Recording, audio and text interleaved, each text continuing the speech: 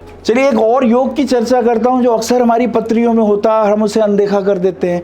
अच्छा, हम पता क्या करते हैं, हम करते हैं भाई वो पंच महापुरुष योग है कि नहीं, अरे भाई वो हंस योग है कि नहीं, शश योग है कि नहीं, भद्र योग है कि नहीं, है ना, गजकेसरी योग है कि नहीं। अरे और भी तो बहुत योग हैं जो कमाल करते हैं। चलिए अब मैं जिस योग की चर्चा कर रहा हूं ये कमाल करने वाला योग है और अक्सर पत्रियों में होता है और हम इसे अनदेखा कर देते हैं। चलो देखो, जन्म पत्री के 3 ग्रह शुक्र, बुध और गुरु कहां हैं, ढूंढो इन्हें। बुध और गुरु, शुक्राचार्य, शुक्र, बुध और गुरु, ढूंढो ये कहां हैं। इन पे बहुत धन है, इन पे बहुत विद्या है, इनके पास कई जन्मों का ज्ञान है, ये देवताओं और असुरों के गुरु हैं और बुद्ध तो साक्षात नारायण हैं। अब तालियां तो बजाओ, परिचय तो मिले तुम्हें, ये कौन है ये 3। अरे देवताओं के गुरु हैं गुरु बृहस्पति, और देवताओं में सारे आ गए। वो अभी महाराज 5 तत्व गिना रहे थे, अग्नि, वायु, जल, पृथ्वी, उन सब के गुरुदेव इंद्र। इंद्र सबसे बड़े और बृहस्पति उनके भी गुरुदेव। और जितने असुर हैं, अशांति फैलाने वाले, स्वच्छंदता से जीने वाले, कुछ भी खाने पीने वाले, कभी भी सोने वाले, कभी भी उपद्रव मचा देने वाले, उनके गुरु शुक्राचार्य। उन्हें भी तो कंट्रोल करना है, तो उनके ऊपर भी एक कंट्रोलर चाहिए। और बुध कौन है, ब्रिज, नारायण। अब असुर और गुरु के बीच में संधि कौन कराएगा, वार्ता कौन कराएगा, नारायण आएंगे। तो बुध जो है बुद्धि, बुध ब्रिज का काम करते हैं। ब्रिजभूषण जी आपका नाम आ गया। अब देखो कितनों को जोड़ दिया, देखो जैसा नाम वैसा कर्म। अब मुझे पकड़ लाया कि नहीं यहां आ जाओ, पिछले कार्यक्रम से, और मैं कैसे मना करूं, जो ब्रिज हो, जो जोड़ते हो। अब ढूंढो इनको। तो चलो सबसे पहले किसे पकड़ते हैं, सबसे पहले शुक्र को पकड़ो। बहुत चमकीला प्लेनेट है, सूरज के साथ है, अकड़ इतनी है, वो कहता मुझे ऐसा करके दिखा, और सवेरे सवेरे भी चमकते हैं। सबसे ज्यादा चमकीला प्लेनेट शुक्र। इनके पास यौवन है, इनके पास रस है, इनके पास इंद्रियों का भोग है, इनके पास शिवजी हैं, इनके पास मृत संजीवनी है, तपस्वी हैं। और शुक्राचार्य ज्योतिष के महानतम आचार्य हैं। इसके अलावा भी बहुत कुछ है। तो देखो शुक्र कहां है। अगर शुक्र जन्म पत्री में तुम्हारे 12वें भाव में आ गए हैं तो तुम्हें आनंद और उत्सव मनाने से कोई नहीं रोक सकता। क्यों? क्योंकि 12वां भाव तो भोग का है, 12वां भाव तो शय्या सुख का है, 12वां भाव तो आनंद की प्राप्ति का है, 12वां भाव मोक्ष त्रिकोण का भी है। संसार के सुखों को जानने के बाद जब ये व्यर्थ हो जाएं, अपने को जानने की प्रक्रिया का नाम भी शुक्र ही है। शुक्र शुक्राणु भी है। शुक्र तुम्हारे अनंत पितरों का डीएनए भी धारण करता है। यह मामूली नहीं है। शुक्र वंश वृद्धि का संवाहक भी है, वाहक भी है।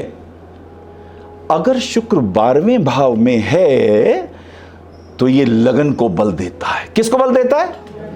अपने से अगले वाले को बल देता है। अब 12वें भाव में जिसके भी शुक्र है उसे संसार के सारे सुख ऐश्वर्य मिलेंगे। ये शुक्राचार्य की घोषणा। ऐसा समझो कि भगवान शिव ध्यान में बैठे हैं और उर्वशी और वो नृत्य कर रही हैं, खूब नृत्य कर रही हैं, और शिव जी ध्यान में बैठे हैं। अब यहां प्रभाव नहीं है शुक्र का। यहां तो उल्टा कामदेव भस्म हो जाए। शनि की राशि में इनको छोड़ दो। बाकी राशियों में शुक्र क्या करता है? अपने से अगले भाव को बल देता है, रूप देता है, धन देता है, आयु देता है, यश देता है, ज्ञान देता है, ज्योतिष का आचार्य बना देता है। 12वें भाव का शुक्र कोई भी कला हो, 12वें भाव के शुक्र में ये ऐश्वर्य है, एक्स्ट्रा उनके पास ये पावर है। अच्छा, और अगर लगन में गुरु हो तो दुगना फल हो गया। गुरु तो धन भी देगा, आयु भी देगा, यश भी देगा, कीर्ति भी देगा, अकेला गुरु लगन में ये देगा। और अगर 12वें शुक्र हो तो अब ये डबल हो गया, डबल इंपैक्ट। यद्यपि गुरु और शुक्र मित्र नहीं है, लेकिन मजबूरी है शुक्र की 12वें भाव में भोग और ऐश्वर्य तुम्हें देने की, ये उनकी मजबूरी है। तो 12वें भाव का शुक्र, लगन का गुरु, ऐश्वर्य देता है। तो आपने देखा गुरु शुक्र का चमत्कार। अच्छा, ये शुक्र कहीं भी बैठा हो, चंद्रमा से 12वें हो तो भी कमाल, लगन से 12वें हो तो भी यही फल, सूर्य से 12वें हो तो भी यही फल, बस अस्त ना हो, यह ध्यान रखिएगा। तो शुक्र की यह खूबी है। और वो लोग तो कमाल कर देते हैं जिनका सूर्य चंद्र लगन में हो और शुक्र 12वें में हो। वो राजा है पूर्व जन्मों का, वो राज भोगने आया है। विक्टोरिया की जन्म पत्री में सूर्य चंद्र लगन में है और शुक्र 12वें में है। 40 वर्षों तक इस स्त्री ने शासन किया विश्व के ऊपर। कुछ हुआ नहीं? तालियां तो बजाओ। विक्टोरिया की पत्री के 12वें भाव में शुक्र और लगन में सूर्य और चंद्र, राज सत्ता सुख का भोग किया उसने। अब आजकल की परिस्थितियों में आप ऐसा समझ लें, आप मंत्री हो जाएंगे, संतरी हो जाएंगे, आपके ऊपर जिम्मेदारियां उतनी आएंगी। तो आपने देखा ये शुक्र के प्रभाव और बुध के प्रभाव और गुरु के प्रभाव। चलो आज एक और सूत्र देता हूं, the law of similarities. The law of similarities, इसे हिंदी में कहते हैं सादृश्यता का सिद्धांत। सादृश्यता का सिद्धांत बड़ा अद्भुत है। पराशर ऋषि ने तो कमाल कर दिया।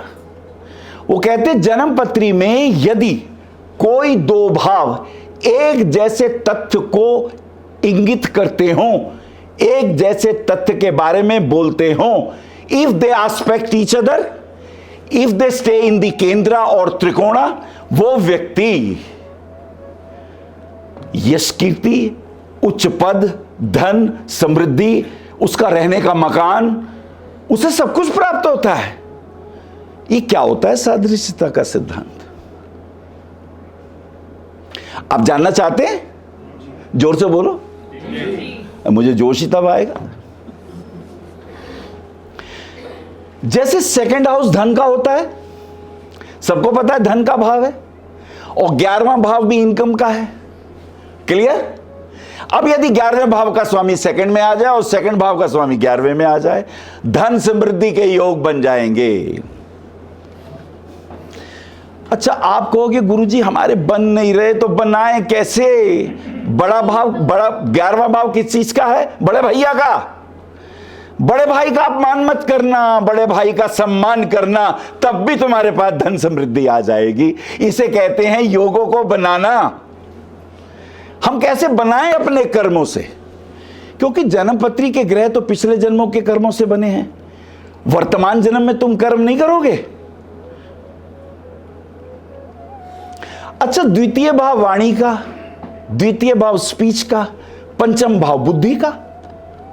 अब अगर द्वितीयेश और पंचमेश, द्वितीय भाव का स्वामी पंचम में हो, या पंचम भाव का स्वामी द्वितीय में हो, या पंचमेश और द्वितीयेश केंद्र त्रिकोण में हो, वह व्यक्ति बहुत बुद्धिमान होगा, तर्क युक्त भाषा बात करेगा, उसके भाषण में तर्क भी होगा, उसके भाषण में शास्त्र भी होगा और शास्त्र भी होगा। वो व्यक्ति जब बोलेगा तो लोग उसे सुनेंगे।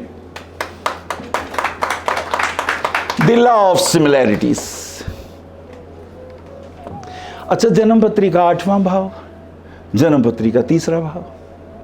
8वां भाव क्या है? मृत्यु, नाश। क्यों?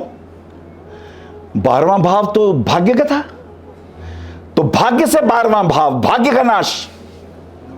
और अगर जो भाग्य का नाश करता है वो हमारा नाश करता है, इसलिए अष्टम भाव नाश। अष्टम से अष्टम भावात भावम द सूत्र ऑफ पृथ्वीयशसा, पृथ्वीयशस कालिदास के पुत्र पृथ्वीयशस, वो कहते हैं अष्टम से अष्टम, अष्टम से अष्टम। देखिए अब क्या सूत्र निकलता है इसी में। अष्टम भाव नाश का है, लेकिन अष्टम भाव आयु का भी है। दो विरोधाभास है यहां। अष्टम भाव क्या है? आयु का भी है, आयु का भी दाता है। वो कैसे? अगर अष्टम भाव में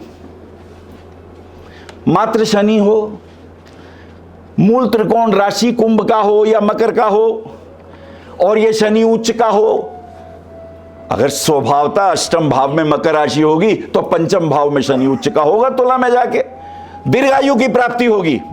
अगर अष्टमेश उच्च का हो जाए, त्रिकोण केंद्र में बैठ जाए, दीर्घायुष्य की प्राप्ति होगी। अब अगर अष्टम भाव आयु का है, नाश का भी है, जब नाश का सूत्र लगेगा तो जब जीवन का अंत आएगा तब अष्टम भाव से बताएंगे क्या होता है।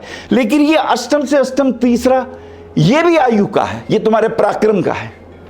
अगर अष्टम भाव आयुष्य का है तो तीसरा भाव आठवें से आठवां होने के कारण पराक्रम का हो गया।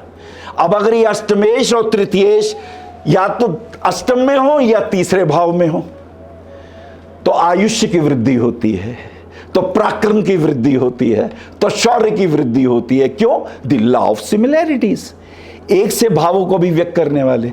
अब चूंकि आठवें का 12वां सप्तम भाव ये इसलिए मारक हुआ क्योंकि ये आयुष्य का मारक है।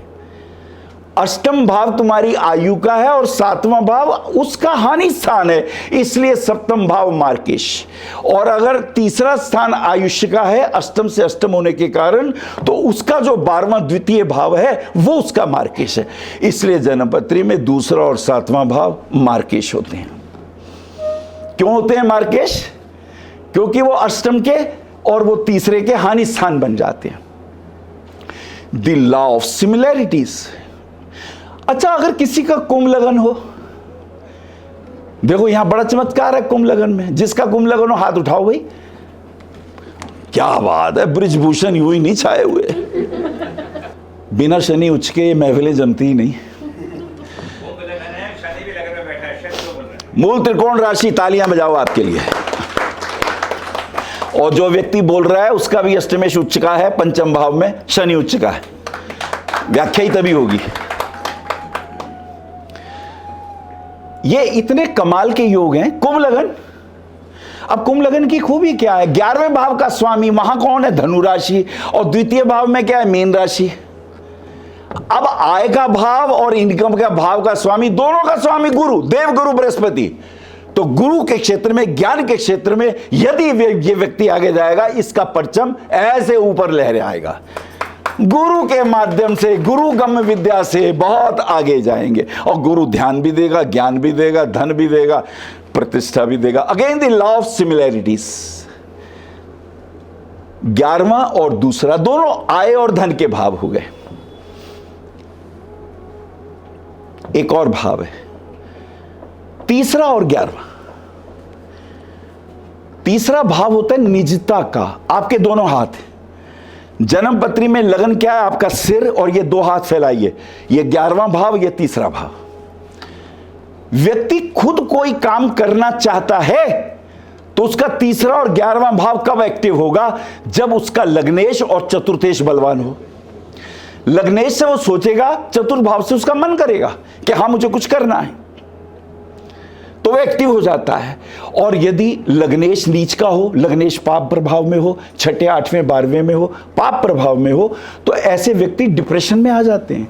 चंद्रमा नीच का हो, डिप्रेसिव एटीट्यूड बनता है। ऐसी स्थिति में आत्महत्या करने के भी योग बनते हैं।